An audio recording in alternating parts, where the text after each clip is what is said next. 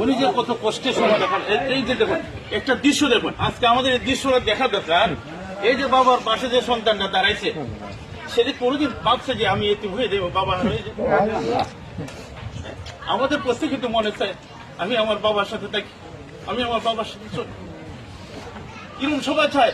আর বাচ্চারা যখন একটু বড় হয়, বাবা হাতে ধরে ধরে ধরে হাঁটায়, তখন সময় বাবার মনের একটু তৃপ্তি পায়, সন্তানের একটু মজা পায়।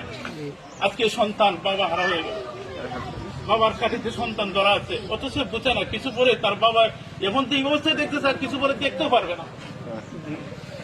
আমরা যারা এখানে উপস্থিত হয়েছি হাজিরিনের মধ্যে, আমি প্রত্যেকের কাছে আবদার করবো, এই যে ছোট একটা শিশু বাচ্চা তার বাবা হারাইছে, এই বাবা হারাই যে সে কিছুই বুঝতেছে না, আল্লাহ তাআলা যেন তার মা এবং সে এবং তার দাদা এবং দাদু এবং ওনার ফ্যামিলি যারা আছে প্রত্যেকের জন্য আল্লাহ তাআলা সবর আর ধৈর্য করার তৌফিক দান করুন। আর আমরা যারা আজকে জানাতে আসলাম, আল্লাহ তাআলা যেন বাংলার দুনিয়ার চলাফেরা উঠা বসা যা কিছু করছিলেন, বন্ধা হিসেবে তো আমাদের ভুলের শেষ নাই, ভুলের উঠে না। আল্লাহ তাআলা যেন ওনাকে মাফ করে দেন। রমজান শরীফে যেভাবে গুরে আদম মাফ আছে, এই মাফের জন্য আল্লাহ তাআলা কিয়ামত পর্যন্ত তাদেরকে মাফ করে দেন। আমিন।